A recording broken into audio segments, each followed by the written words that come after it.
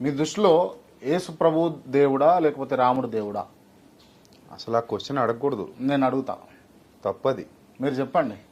అలా కాదు, ఇందాక చెప్పాను కదా, మీ నాన్నగారు గొప్పోడా మా నాన్నగారు గొప్పోడా అన్నట్టు ఉంటుంది. తప్పది. నేను అడిగినా మీరు సమాధానం చెప్పండి. ఇప్పుడు యేసు ప్రభు నాకు దేవుడు అయితే, రాముడు హైందవ సోదరులందరికీ దేవుడు. నేను నమ్మనంత మాత్రాన ఆయన దేవుడు కాకుండా పోడు, వాళ్ళు నమ్మనంత మాత్రం నాకు ఈయన దేవుడు కాకుండా పోడు కదా.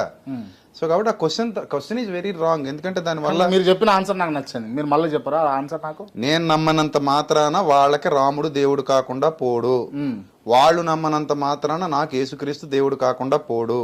ఇక్కడ నేను యేసు ప్రభు దేవుడు అని ఎలా నమ్ముతున్నానో అక్కడ వాళ్ళు కూడా రాముడు దేవుడు అని నమ్ముతున్నారు. సో దేవుళ్ళు ఎంతమంది ఉంటారా అనే ప్రశ్న వచ్చినప్పుడు, దేవుడు ఎవరు అనేటువంటి చర్చ జరుగుతున్నప్పుడు అందరూ కూర్చొని పుస్తకాలు ముందేసుకుని ప్రేమపూర్వకంగా మాట్లాడుకుని డిసైడ్ చేసుకుంటే అది మంచి విషయం. అంతేగాని ఒక్కడిని చేసి నన్ను ఇంటర్వ్యూలో కూర్చోబెట్టి రాముడు దేవుడా యేసుప్రభు దేవుడా అని అడిగితే తప్పు కదా, అది చాలా తప్పది. ఆ క్వశ్చన్ మీరు ఎవరిని అడగండి, ఎప్పుడు కూడా ఎవరిని అడగకూడదు కూడా. ఎందుకంటే ఇప్పుడు ఎవడైనా యేసుప్రభు దేవుడు రాముడు దేవుడు కాదు అన్నాడు అనుకోండి, కంగారు పడి, అప్పుడు వాళ్ళందరినీ హట్ చేసినట్టే కదా. అది సెక్యులరిజం ఎలా అవుతుంది?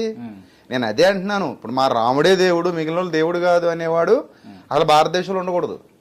మా యేసుప్రభువే దేవుడు మిగిలిన వాళ్ళు ఎవరు దేవుళ్ళు కాదని దూషించేవాడు భారతదేశంలో ఉండకూడదు.